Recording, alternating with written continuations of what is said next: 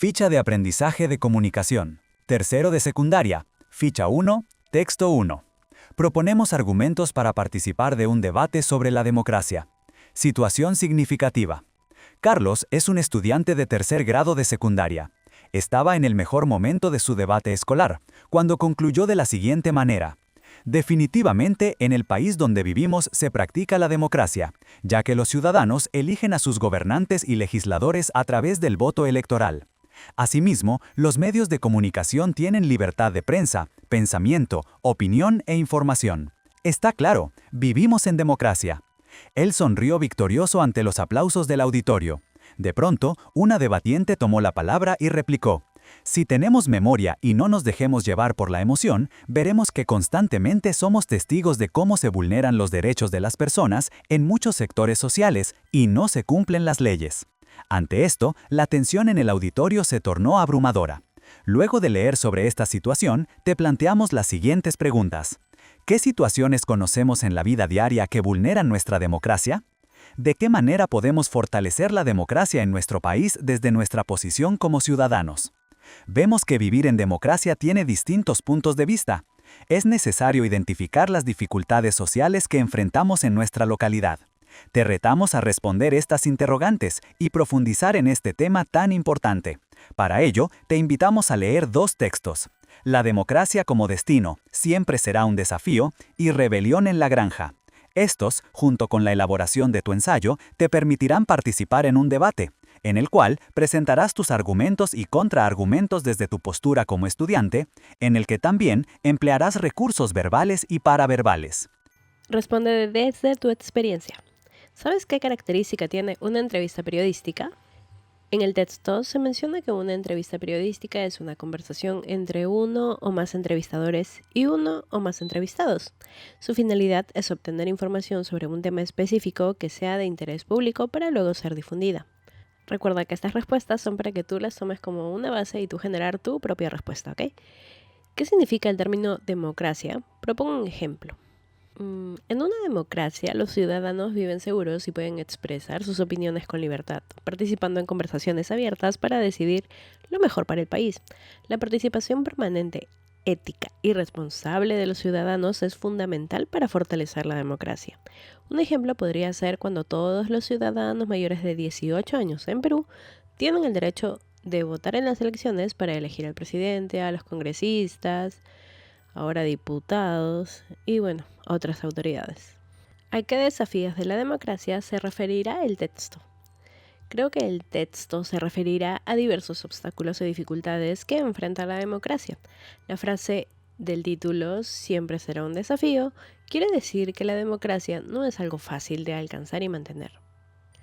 ¿Qué valores relacionados con la democracia crees que se practican en tu familia?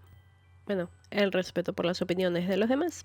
A veces cuando conversamos sobre temas de la escuela o incluso noticias que vemos, no todos estamos de acuerdo.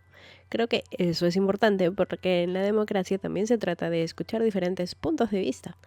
También la importancia de participar en lo que sucede en nuestra comunidad y en el país. Nos informamos y tenemos una opinión sobre los temas importantes. Esta respuesta ya es mucho más personal porque obviamente no tenemos todos la misma familia. Ya saben que todas estas respuestas solamente son una base para que ustedes hagan sus propias respuestas, de acuerdo a su experiencia. Texto 1. La democracia como destino siempre será un desafío. En el Día Internacional de la Democracia, 15 de septiembre, compartimos las opiniones y reflexiones del Dr. Max Hernández, reconocido intelectual y psicoanalista peruano y miembro del Comité Consultivo del Acuerdo Nacional. El Dr. Hernández comparte un conjunto de medidas aprobadas por diversos actores políticos del Perú en el 2002 para fortalecer la gobernabilidad del país. Dr. Hernández, ¿cómo podemos entender la situación que atraviesa la democracia hoy en algunas partes del globo?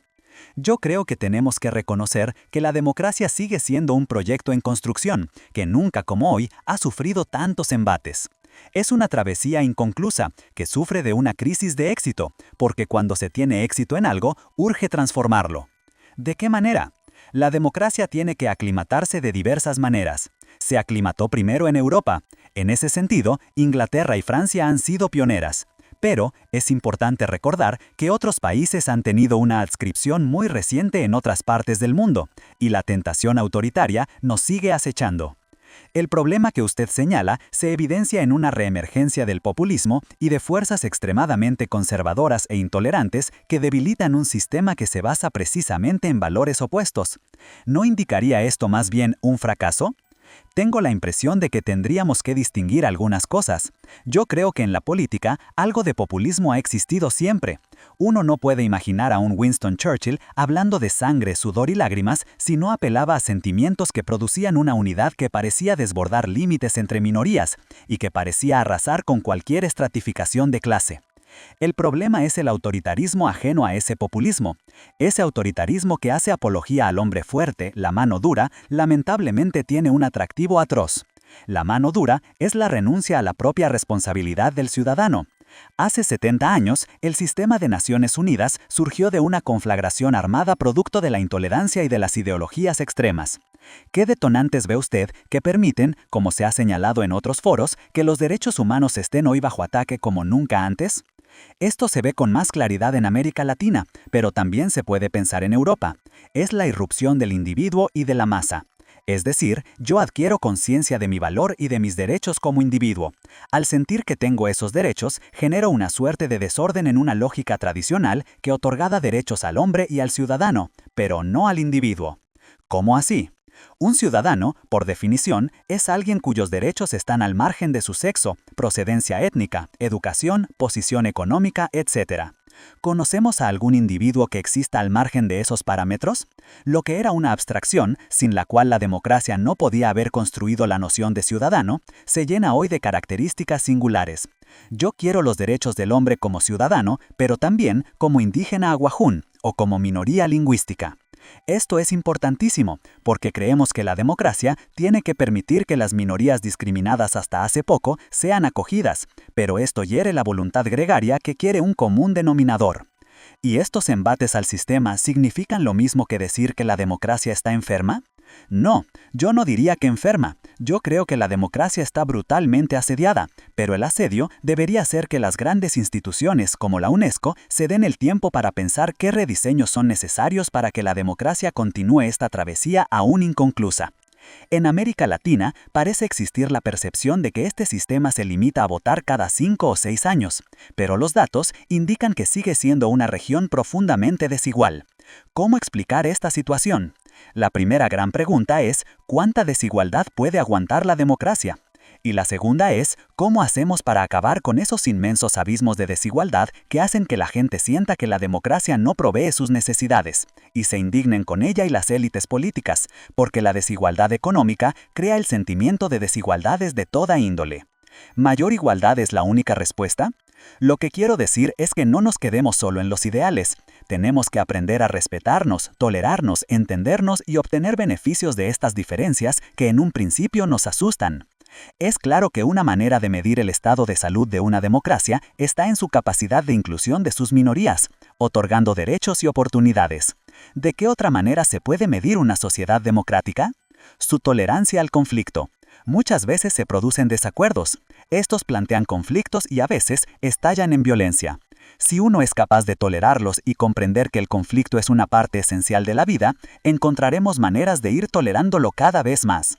Una democracia capaz de soportar esos conflictos sociales sin caer en soluciones dictatoriales excluyentes y abusivas, creo que es una buena sociedad democrática.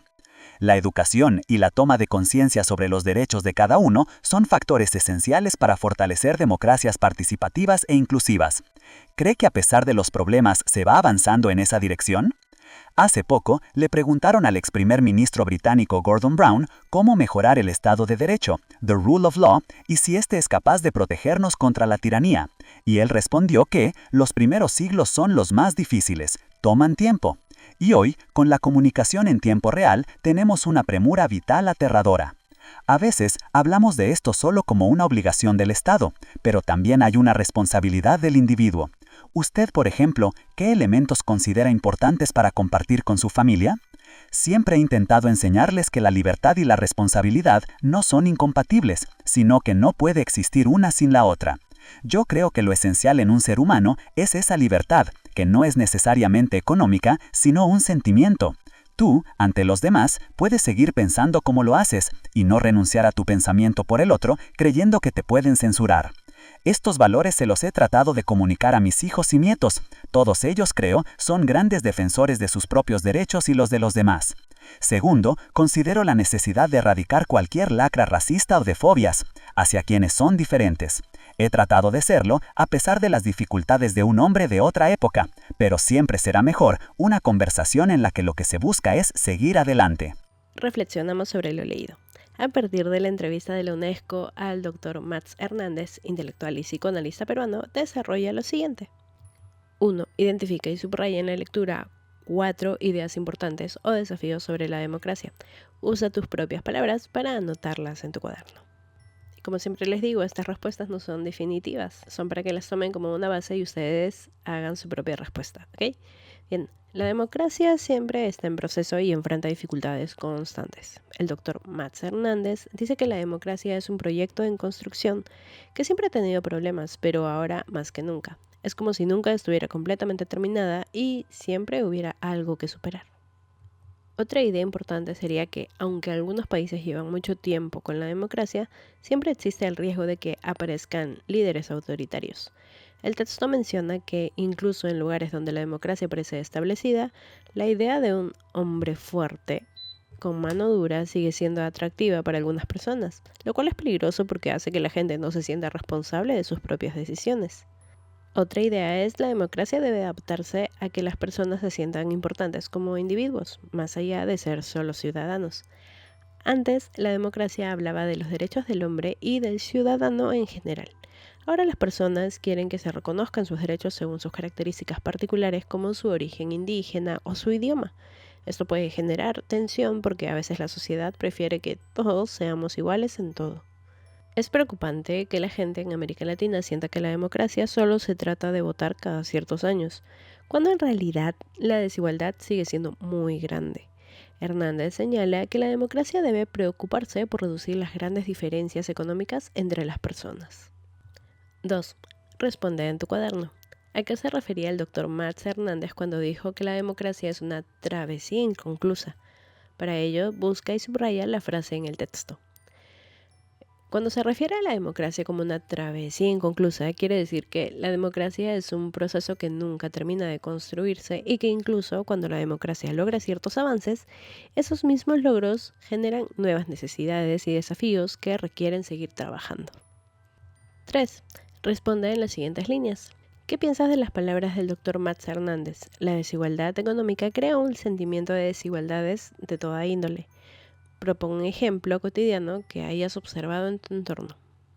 Bien, desde mi punto de vista, el mío, que no necesariamente es igual al de ustedes, bien, cuando existe una gran diferencia en la cantidad de dinero o recursos que tienen las personas, esto no solo afecta su economía, sino que también genera otra sensación de injusticia y desigualdad. Si una persona o familia tiene dificultades para cubrir sus necesidades básicas como alimentación, salud o vivienda, es natural que sienta que no tienen las mismas oportunidades que otros que sí pueden acceder a estos derechos fundamentales. Un ejemplo que he observado en mi entorno es la diferencia en la calidad de la educación a la que pueden acceder los estudiantes. Hay escuelas públicas con recursos limitados y a veces muy limitados, mientras que en colegios privados con muchas más instalaciones, materiales y profesores especializados. Y si lo comparamos con otras regiones, bueno, esa diferencia va a crecer aún más. 4. Ahora completa el siguiente cuadro comparativo realizando las siguientes actividades.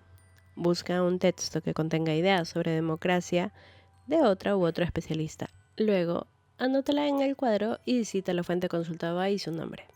Contrástala con una de las ideas del Dr. Mats Hernández identificadas en la primera pregunta. Bien, ya tenemos el texto 1, que es la democracia como destino siempre será un desafío. Y el texto consultado se titula Cultura política de la democracia en Perú y en las Américas, 2021. Tomándole el pulso a la democracia, capítulo 1. El link lo estaré dejando en comentarios. El autor de ese texto es Julio Carrión, Patricia Zárate y Mariana Rodríguez. Bien, como idea principal del texto 1, Ya se han elaborado 4 en la actividad 1. De ahí escogen una y la colocan. Del texto consultado sería que en 2021 solo el 50% de los peruanos apoyaba la democracia como la mejor forma de gobierno, un porcentaje inferior al promedio regional.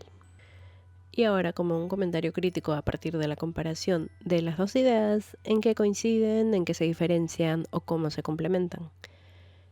Ambas ideas se enfocan en aspectos un poco distintos, pero coinciden en señalar que la democracia es algo débil o frágil, incluso en contextos donde formalmente existen desde hace tiempo, o donde las instituciones aparentemente funcionan. El texto de Hernández habla desde un punto de vista más general, mientras que el del informe se centra en la situación de Perú. Y bien, con esto terminamos de resolver las actividades de este texto. No olvides suscribirte y compartir. Nos vemos.